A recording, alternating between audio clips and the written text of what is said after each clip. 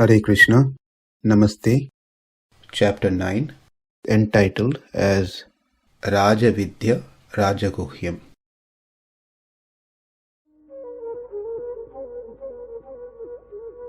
And in 23rd, Krishna says, well, understand Arjuna, those who worship other devatas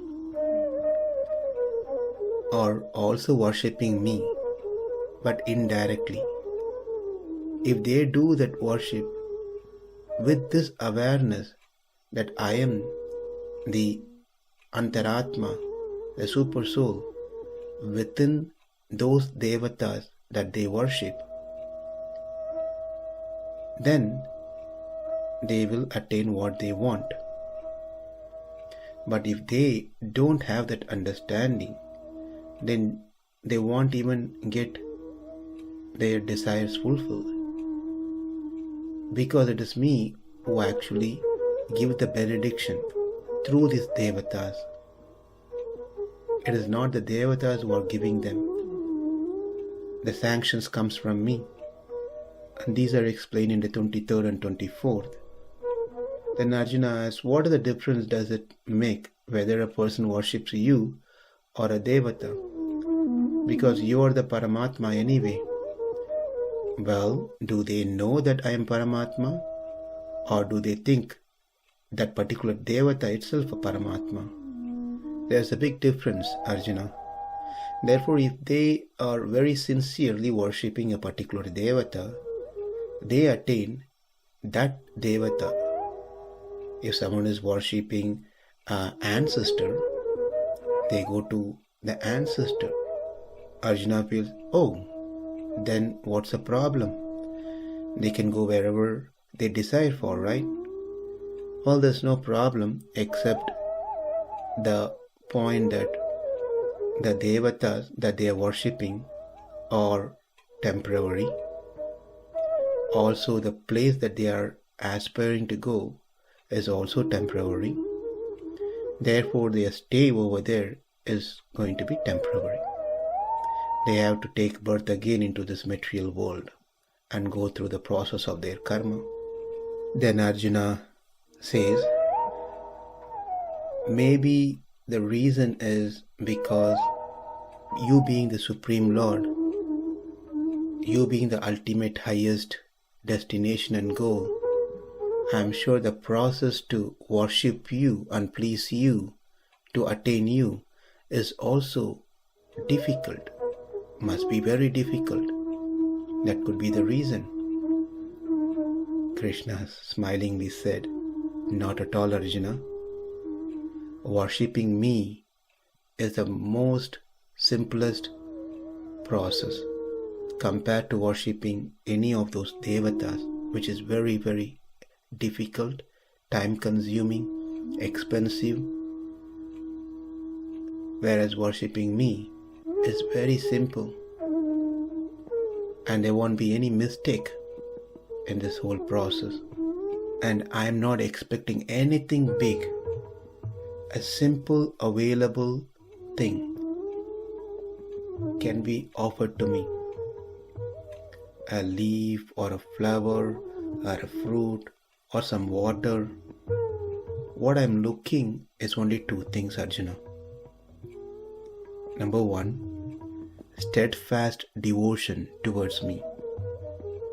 Number two, giving up the mentality that you are offering me your objects, because everything belongs to me. These are the two main things. With pure love and devotion, when you do your action with the firm thought that it is me alone who is actually the doer, who is actually the enjoyer, who gets satisfied by such action. In fact, the action itself, me. If you do your action, karma, in this spirit, you will be freed from the shackles of merit and sin, meaning both good karma and bad karma. So do everything as an arpanam, offering unto me. And that is explained in the 27th sloka. And further Krishna says the benefit in the 28th, that you will be free from all the reactions if you do this one, and you come to me. Arjuna had another question. I heard somewhere that you are very dear to Brahmanas, the priestly caste order, and you like them the most, and you care and give attention towards others at least. Is that true? Can you clarify this for me? Oh Arjuna, that is not at all true. Everyone is equal in my eyes. I do not pay attention to the differences due to caste, their appearance, their nature, their knowledge. I don't see any of these things, whether it's a rich man or a poor man, a scholarly or ignorant, beautiful or ugly. No, none of those really matters for me, Arjuna. That is explained in the 29th sloka. And Krishna further elaborates on that in 30th, saying, even if the most sinful person approaches me, surrenders me, I give shelter to that person. Therefore, they should be considered not a sinful person, but as a great devotee, because they are completely resolved in their understanding that I am everything for them. So that is explained in the 30th sloka. That brings up a question in Arjuna's mind. So Krishna, that means they can continue doing sinful act, just thinking that you are everything? No, that's not what I meant. I will take the responsibility to free them from their sinful mentality, behavior. Those things are happening because of their past karma vasanas, the impressions. Therefore, I will help them to remove those karma vasanas. Therefore, even if they are born in certain type of body due to their past sins, it really doesn't matter. I see no differences between people whose sins are of previous lives and those whose sins are of current life. It doesn't really matter for me. It is only their previous sins which has made them to take in certain type of body. But for one to take refuge in me, these bodies doesn't really matter, whether it is sinful or it is not. So that is explained in sloka 30, 31 and 32.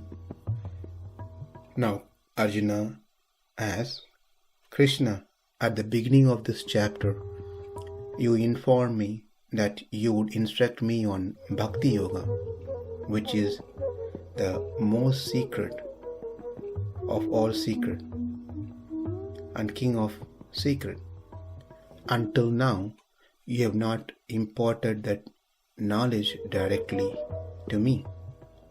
Please tell me the secret, the limbs of Bhakti Yoga.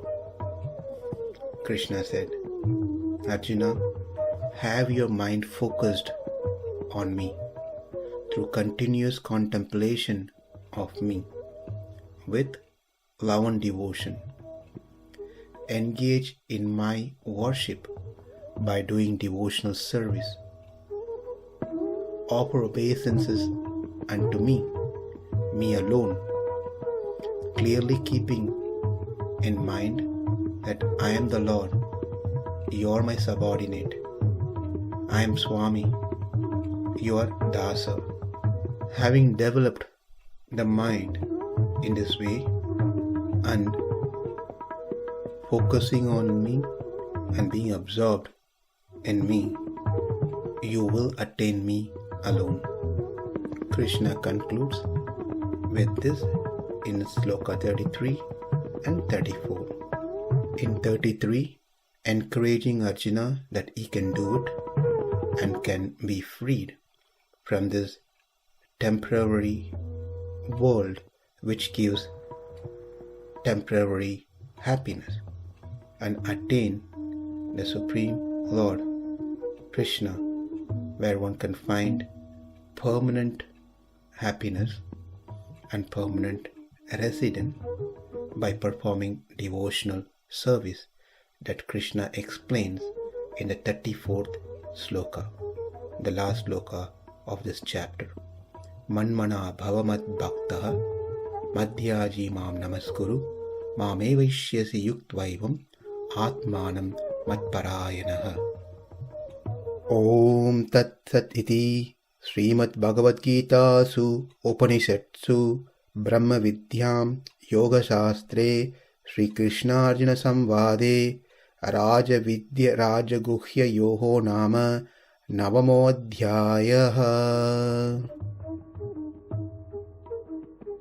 Namaste. Hare Krishna.